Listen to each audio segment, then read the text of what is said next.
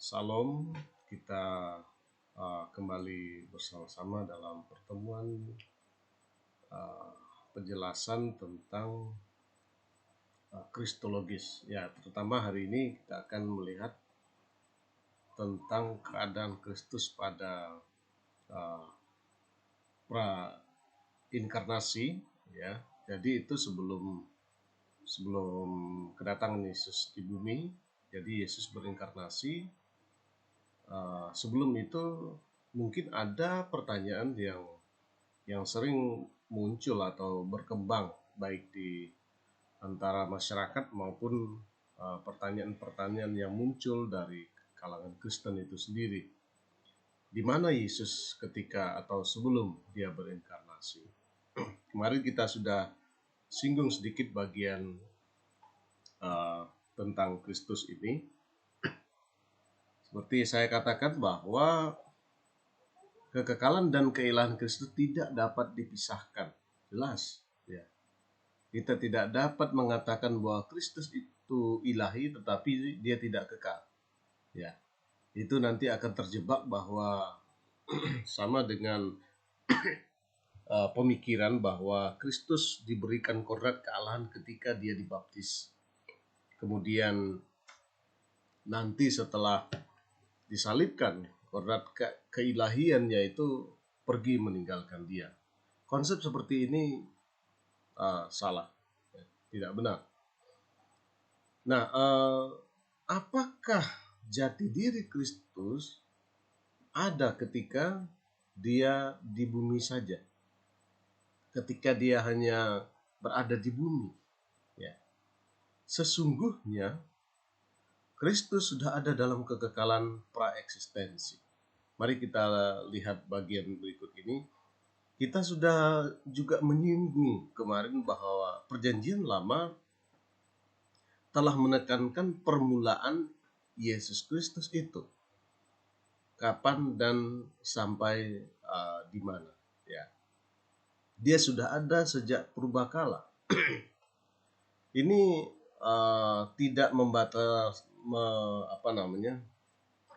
membatalkan arti makna bahwa Yesus itu lahir dalam kitab Matius.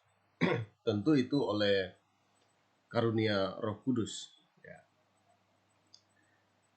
Meskipun Yesus dilahirkan, ya, namun eksistensi Kristus itu sudah ada sejak dahulu kala.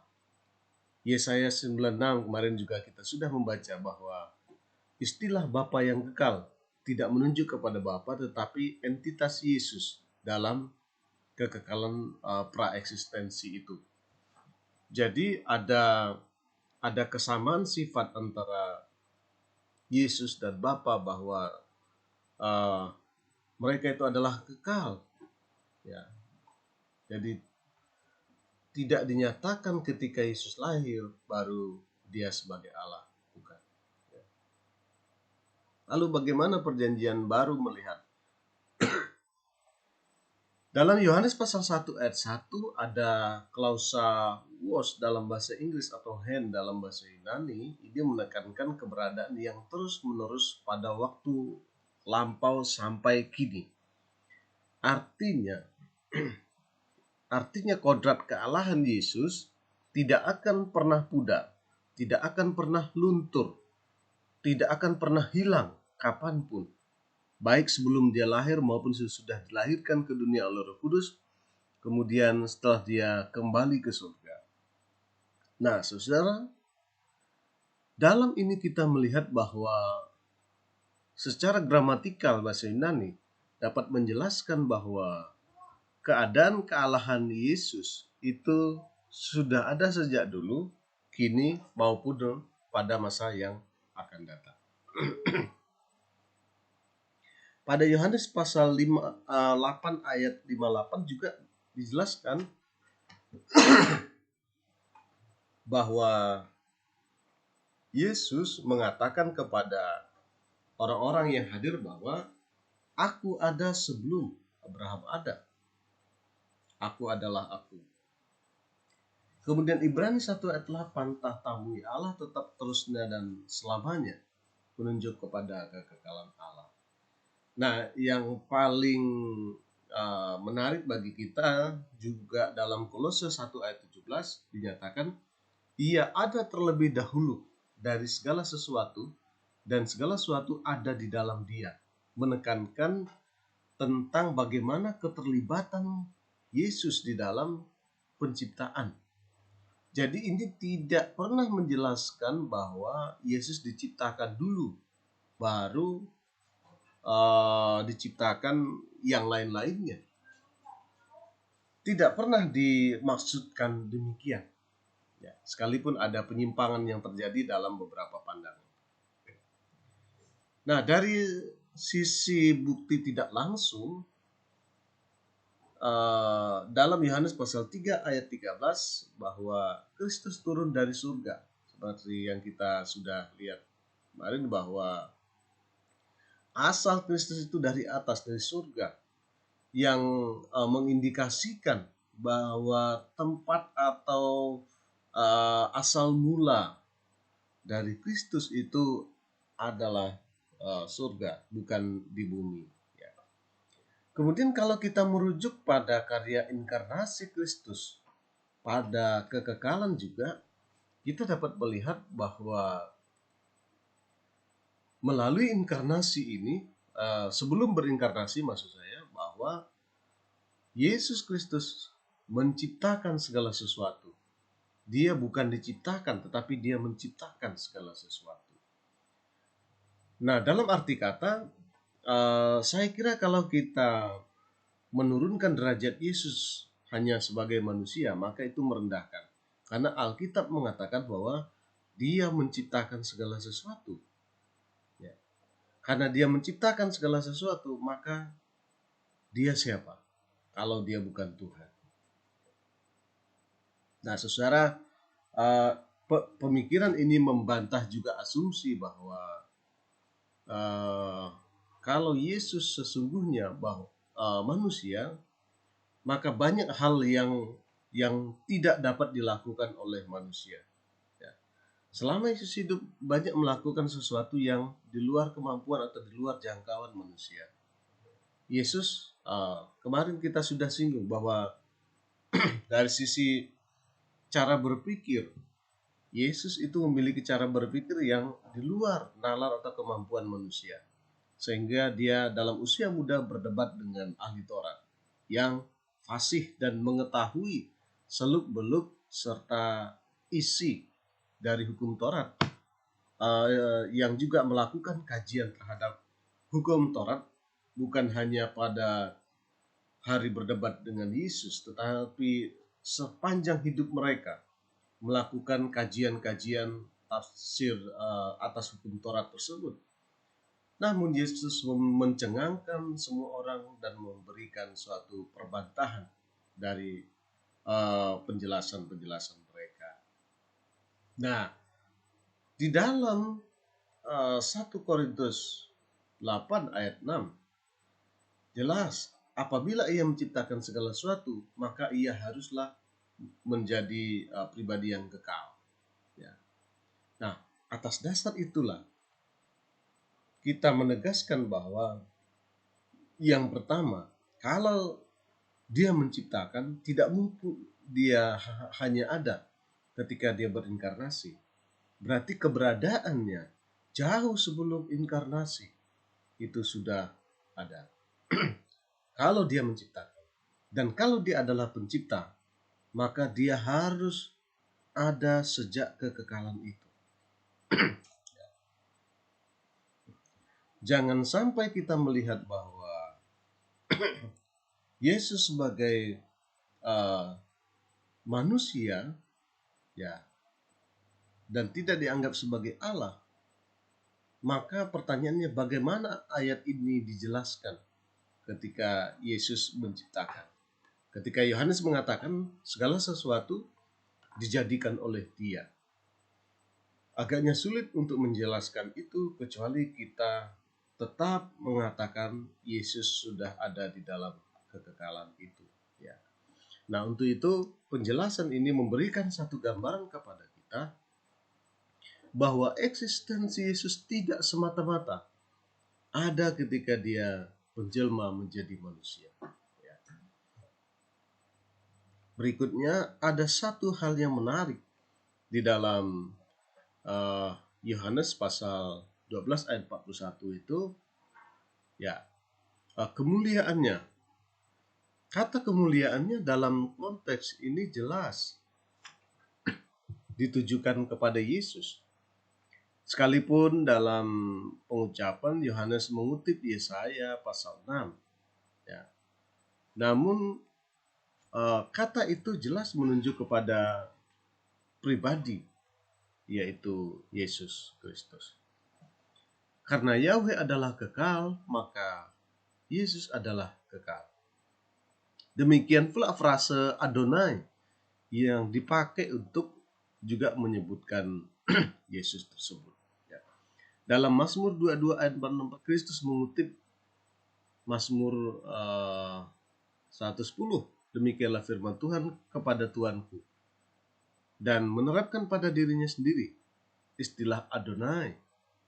Nah, merupakan salah satu bentuk atau sebutan untuk nama Allah dalam perjanjian lama. Nah, apabila dia disebut Adonai, maka ia adalah kekal.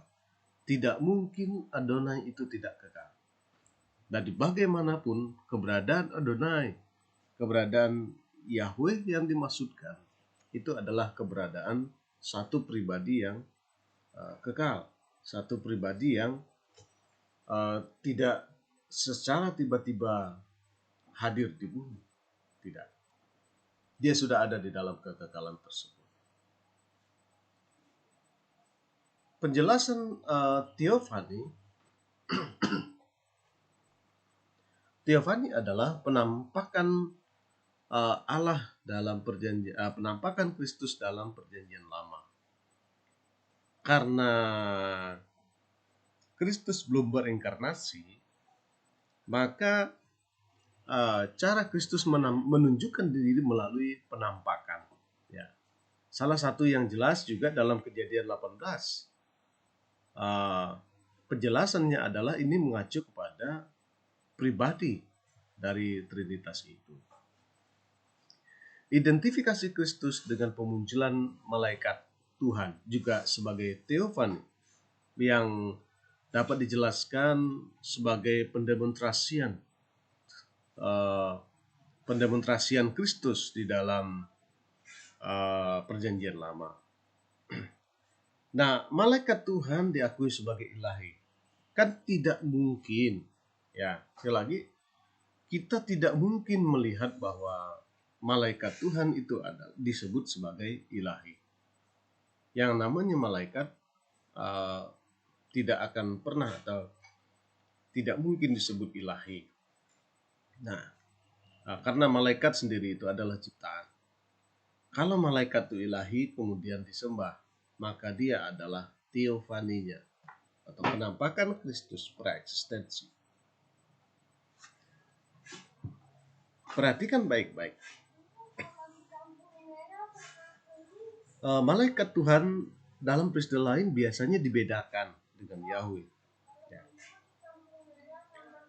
Malaikat Tuhan, istilah malaikat Tuhan tidak lagi muncul setelah inkarnasi Kristus. Ini secara sistematik teologi kita mesti menjelaskan bahwa ini merupakan bagian dari teofani Kristus dalam perjanjian lama. Ya. Kalau penampakan malaikat Yahweh, malaikat Tuhan, tidak ada lagi, maka ini merupakan satu indikasi bahwa inkarnasi itu telah tergenapi. Maka tidak ada lagi penampakan dari malaikat Tuhan.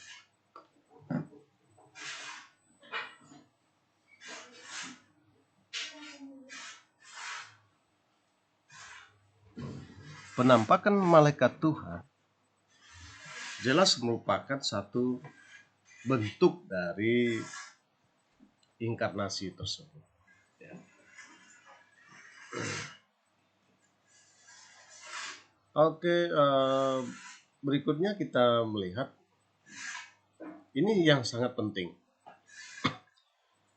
Nubuat garis keturunan yang disampaikan dalam Kejadian jelas mengajarkan kepada kita. Coba bisa dibaca Kejadian pasal 3 ayat 15 itu. Jika saudara sudah menemukan Kejadian 3 ayat 15. Saya akan membacakan untuk kita. Kalau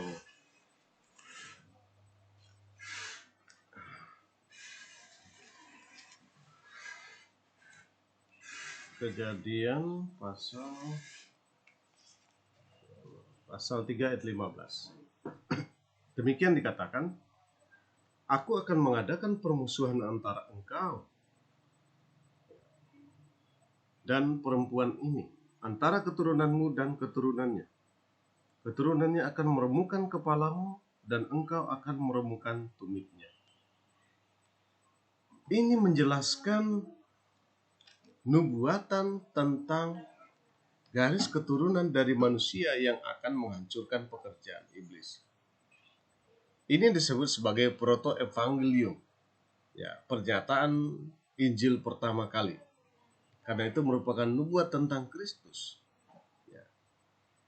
Akan ada permusuhan antara setan dan Mesias, dinyatakan dalam frase benih perempuan yang menunjuk kepada kelahiran dari anak darah Maria.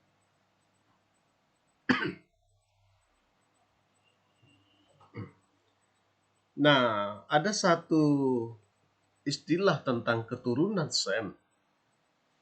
Pada waktu menyebutkan secara khusus Tuhan Allah dari Sem dalam Kejadian 9 ayat 6 menyatakan pemeliharaan agama yang benar di antara keturunan Sem.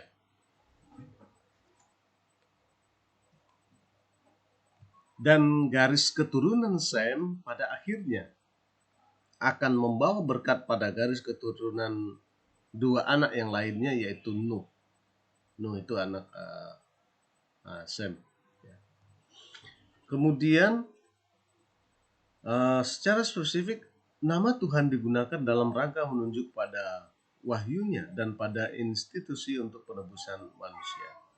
Nah, pernyataan Allahnya Sem juga menunjuk arti bahwa Allah akan memelihara kemakmuran Sem dalam hubungan yang khusus di mana ia berkenan menyatakan kehendaknya kepada mereka. Jadi saudara,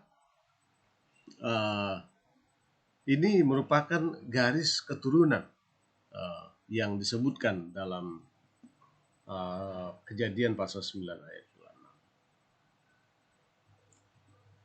26. Kemudian ada garis keturunan Abraham.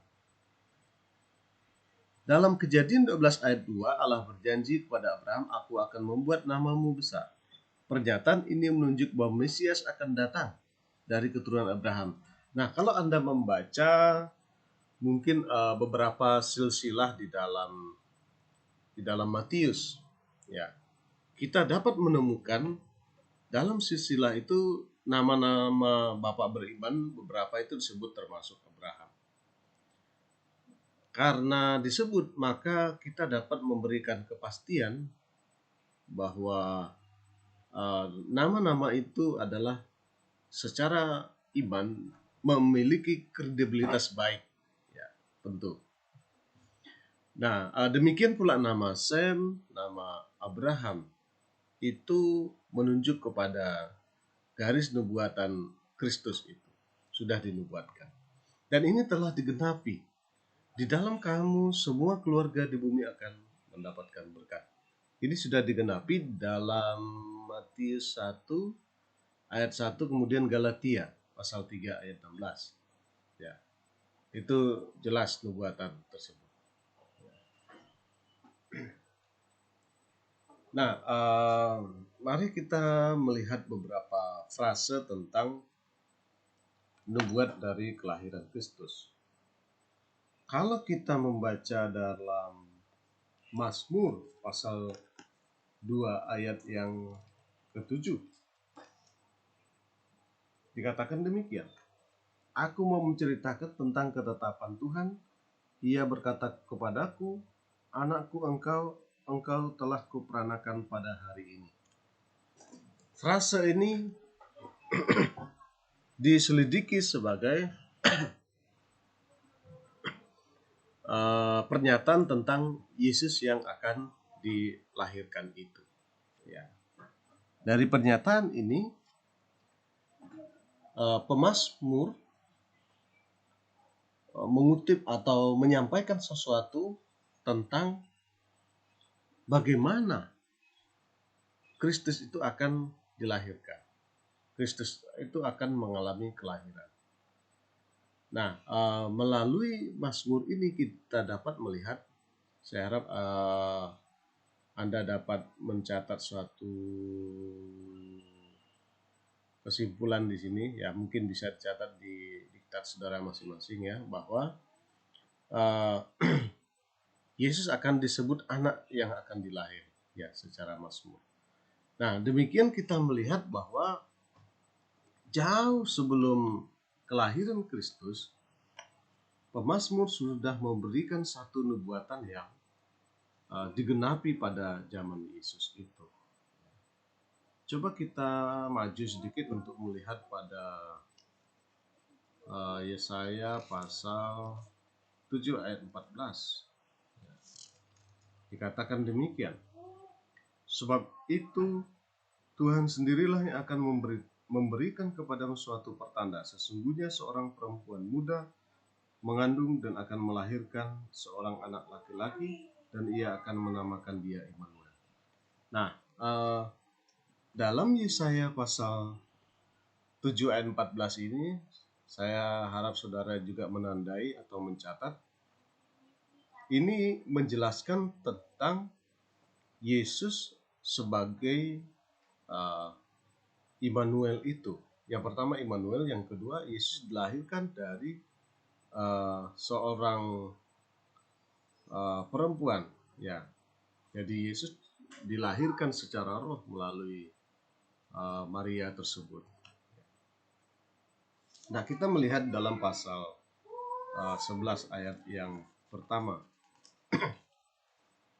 Ini merupakan penjelasan tentang keturunan dari Isai atau Daud. Suatu tunas akan keluar dari tunggul Isai, dan paruk yang akan tumbuh dari pangkalnya akan berbuah. Jadi lagi-lagi ini menjelaskan Yesus adalah keturunan Daud atau keturunan Isai. Isai itu adalah ayahnya Daud.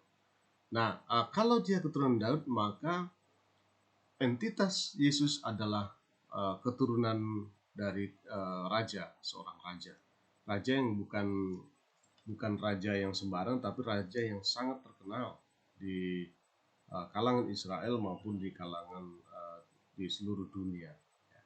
Dengan demikian, kita dapat mengatakan bahwa secara nubuatan Yesus adalah keturunan dari Daud. Dia adalah pewaris dari apa yang disebut sebagai kerajaan, sehingga yang digambarkan dalam pemberitaannya adalah kerajaan Mesias, kerajaan Mesianik. Lalu bagaimana dengan Yesaya pasal 40 ayat 3? Saya bacakan untuk kita. Ada suara yang berseru-seru, persiapkanlah di padang gurun jalan untuk Tuhan, luruskanlah di padang belantara jalan raya bagi Allah kita. Saudara, pada bagian Yesaya 40 ini, mohon saudara juga mencatat ya, ini merupakan penjelasan tentang nabi dari pendahuluan sebelum Yesus datang. Ya. Ada nabi yang berseru-seru ini buat kelahiran. Ini juga digenapi di dalam paling tidak kitab Injil, bahwa sebelum Yesus dilahirkan ada seorang nabi bernama Yohanes Pembaptis, ya, yang berseru-seru di padang gurun, kemudian mempersiapkan jalan bagi kedatangan Yesus. Nah, pada bagian ini Yesaya sendiri cukup jeli melihat bahwa persiapan bagi kedatangan Kristus itu sungguh luar biasa dipersiapkan dengan baik. Nah, untuk itu kita dapat mengakui bahwa Yesus sendiri sudah dinubuatkan jauh sebelum dia berinkarnasi ke bumi oleh nabi-nabi, oleh Yesaya. Ya. Kemudian kita melihat di dalam Mika pasal 5 ayat 1. Ya. Tetapi engkau, hai Bethlehem Efrata, hai yang terkecil di antara kaum Yehuda, daripadamu akan bangkit bagiku seorang yang akan memerintah Israel, yang permulaannya sudah sejak purbakala, sejak dahulu kala. Ini menjelaskan bahwa tempat kelahiran Yesus itu juga sudah dinubuatkan, di mana dia lahir di Bethlehem, di Bethlehem Efrata. Nah,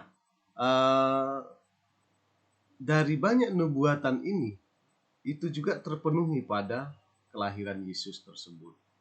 Ya. Tidak ada manusia di dunia ini yang kelahirannya itu memenuhi nubuatan tertentu. Ya, tidak ada. Lalu bagaimana dengan nubuat kehidupan?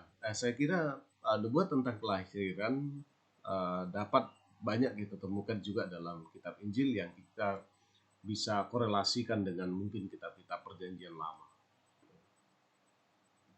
Nubuat tentang kehidupannya. Kejadian sudah menjelaskan bahwa lagi-lagi ini saya akan memberi tanda untuk kita, ya. Bagian ini Anda juga boleh mencatatnya. Ini nubuat tentang penyalipan Yesus. Kejadian pasal 3 ayat 15 jelas ini mensiratkan tentang nubuat dari kematian Kristus di salib yang akan menghancurkan pekerjaan iblis tersebut. Ya. Nah, saudara, saya kira tentang salib bukan hal yang baru dinubuatkan pada masa kini. Ya, salib itu sudah jauh sebelum peristiwa itu terjadi sudah dinubuatkan oleh Allah. Tidak mungkin, ya, Allah tidak mengetahui hal-hal tersebut. Yesaya pasal 8 ayat 23, ya. Kemudian 9 ayat 2 saya bacakan untuk kita, ini cukup panjang. Tetapi tidak selamanya akan ada kesuraman untuk negeri yang terimpit itu. Kalau dahulu Tuhan merendahkan tanah Zebulun dan tanah Naftali, maka di kemudian hari ia akan memuliakan jalan ke laut, daerah seberang sungai Yordan, wilayah bangsa-bangsa lain. Bangsa yang berjalan di dalam kegelapan telah melihat terang yang besar. Mereka yang diam di negeri kekelaman, atasnya terang telah bersinar. Engkau telah menimbulkan banyak sorak-sorak dan sukacita yang besar. Mereka telah bersukacita di hadapannya seperti sukacita di waktu panen, seperti orang bersorak-sorak di waktu membagi-bagi jarahan. Jadi melalui peristiwa ini kita melihat bahwa sepanjang hidupnya, ya, tentang kehidupan Yesus dinubuatkan oleh Yesaya bahwa dia akan memberikan pelayanan atau memberikan hidupnya secara berkelimpahan. Mohon saudara catat di sini, bukan hanya ketika dia pelayanan di bumi, bukan hanya 3,5 tahun awal Yesus melayani di bumi, tetapi nanti dalam kerajaan 1000 tahun Yesus akan real sepenuhnya memberikan kelimpahan melalui pemerintahannya, melalui juga kerajaan yang dia akan sampaikan itu. Nah, atas dasar pemikiran itu, tidak ada tempat lain dalam kitab suci untuk memungkinkan pemenuhan dari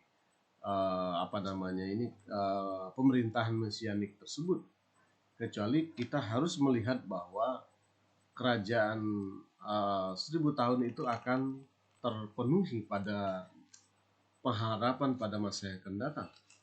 Ya, kita harus mengakui demikian. Kita baca Yeremia pasal 31 ayat 15. Demikian firman Tuhan.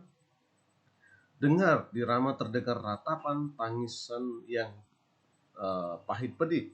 Rahel menangisi anak-anaknya. Ia tidak mau dihibur karena anak-anaknya, sebab mereka tidak ada lagi. Nah, ini menubuatkan tentang penyingkiran ke Mesir pada waktu Yesus lahir itu karena ada pembinasaan bayi-bayi oleh kerajaan yang keji pada waktu itu, pemerintahan ya yang keji, sehingga seluruh Bethlehem Israel itu menangis karena anak-anak bayi mereka 2 tahun ke bawah itu dibunuh, sedangkan Maria dan Yusuf menyingkir ke Mesir. Ya, mereka melakukan perjalanan ke Mesir. Ini juga menggenapi satu nubuatan bahwa dari Mesir kupanggil anakku. Selain merefleksikan dari panggilan Israel dari Mesir menuju Kanaan, ini juga merefleksikan tentang Yesus akhirnya dari Mesir disuruh pulang kembali ke Bethlehem. Nah, saudara, kita memiliki pemikiran atau pemahaman bahwa sebenarnya Yesus sendiri mengalami kesulitan ketika kanak-kanak ketika diancam oleh Herodes bahwa anak 2 tahun ke bawah itu harus dibunuh yang laki-laki. Karena Herodes marah sekali, dia tahu bahwa ada raja kecil yang baru dilahirkan. Lalu bagaimana dengan Yesaya 42 ayat 1? Lihat, itu hambaku yang kupegang oleh pilihanku, yang kepadanya aku berkenan. Aku telah menaruh rohku ke atasnya, supaya ia menyatakan hukum kepada bangsa-bangsa.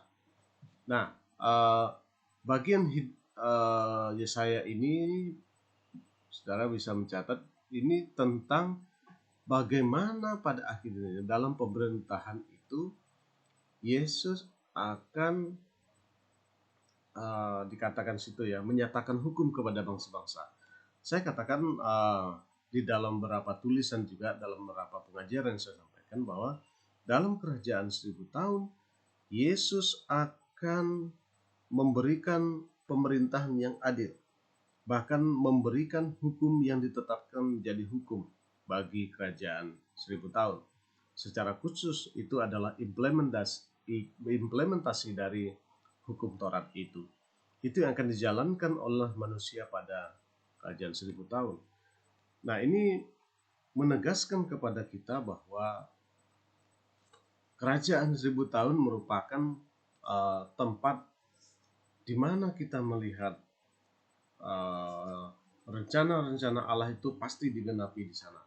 Jadi harus ada kerajaan 1000 tahun. Kemudian bagian Hosea pasal 11 ayat 1, ketika Israel masih muda kukasihi dia, dan dari Mesir kupanggil anakku.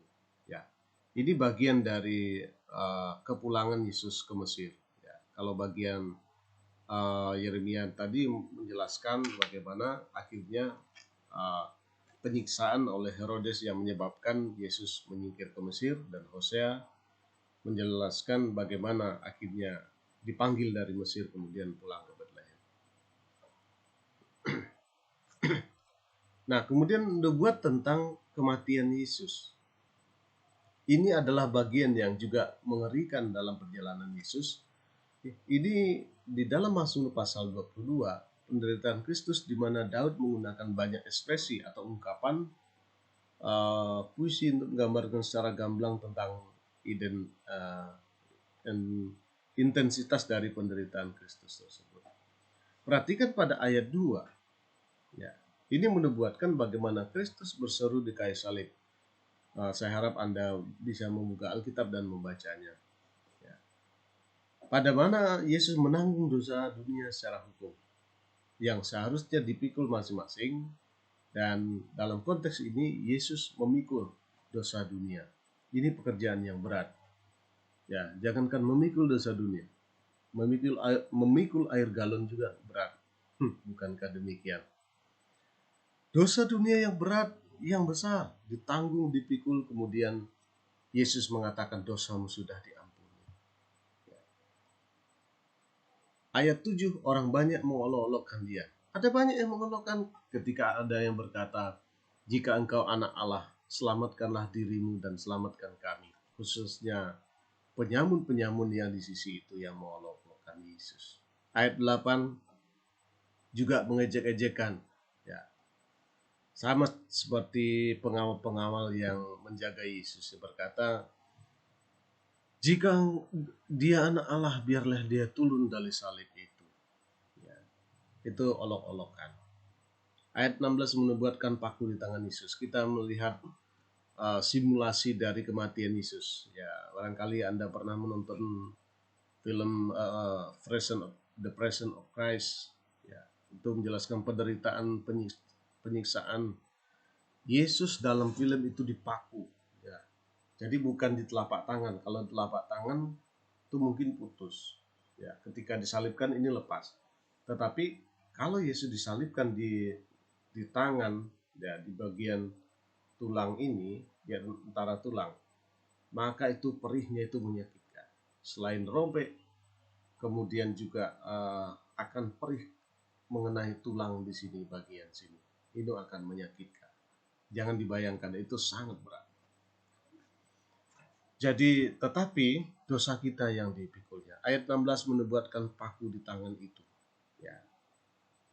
Dan ini juga menjadi catatan bagi Thomas ketika dia bilang, sebelum aku mencucukkan jari ke lambung dan ke tangan Yesus, aku tidak akan percaya. Ya.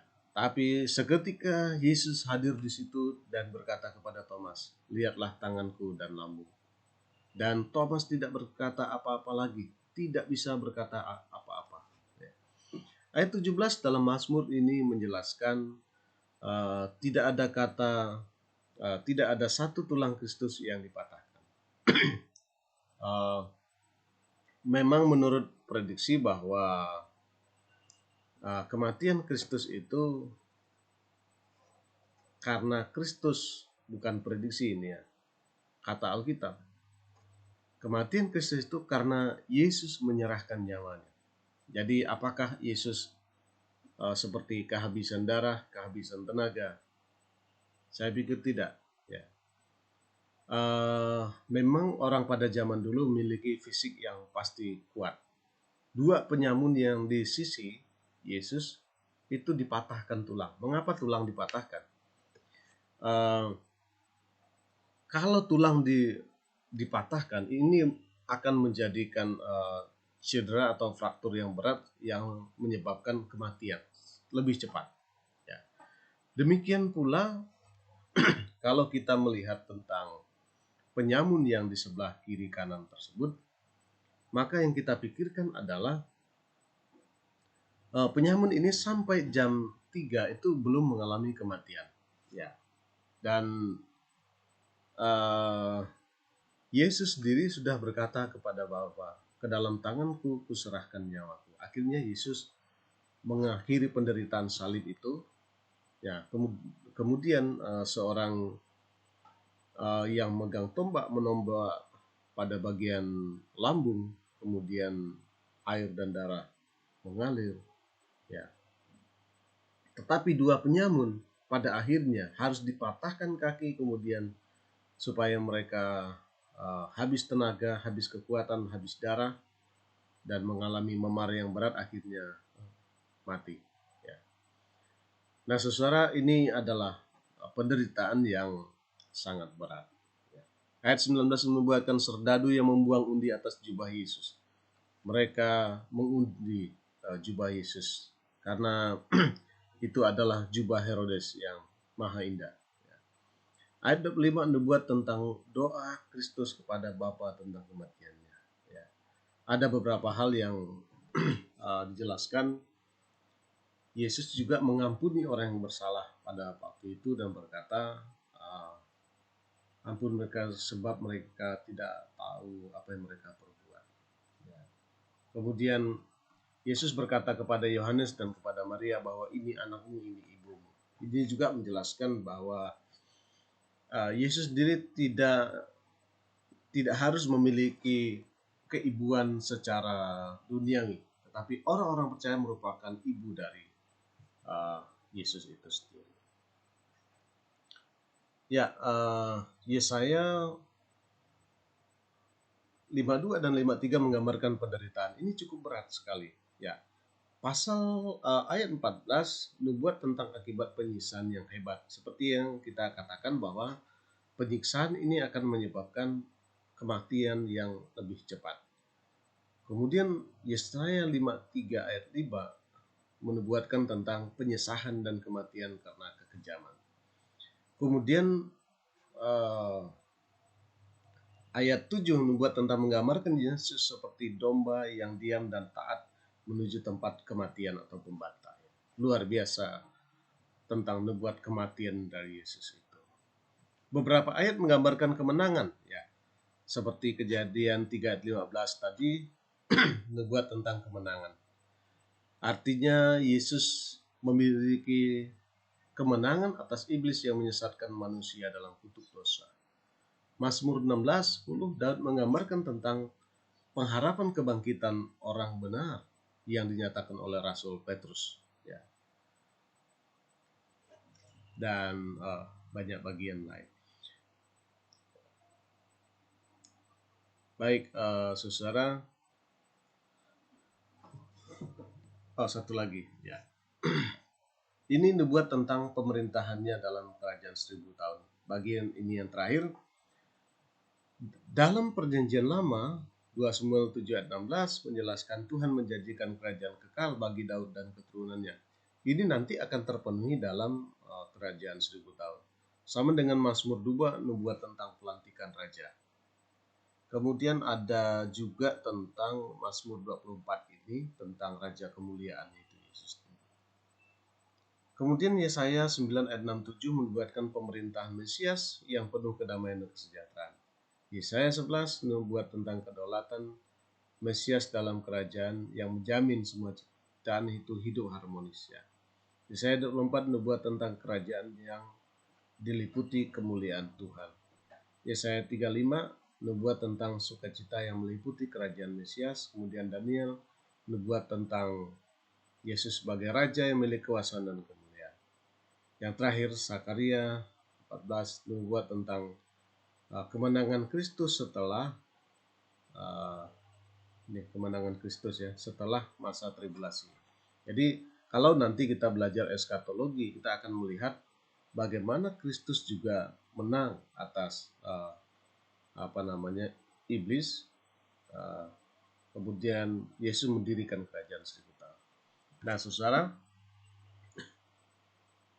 itu saya kira materi yang dapat kita sampaikan pada hari ini, sehingga ya saya kira pertemuan kita cukup di sini. Setelah ini saya akan berikan beberapa soal yang langsung Anda kerjakan dari perangkat saudara masing-masing, langsung diisi di situ. Terima kasih, Tuhan Yesus memberkati kita. Salam.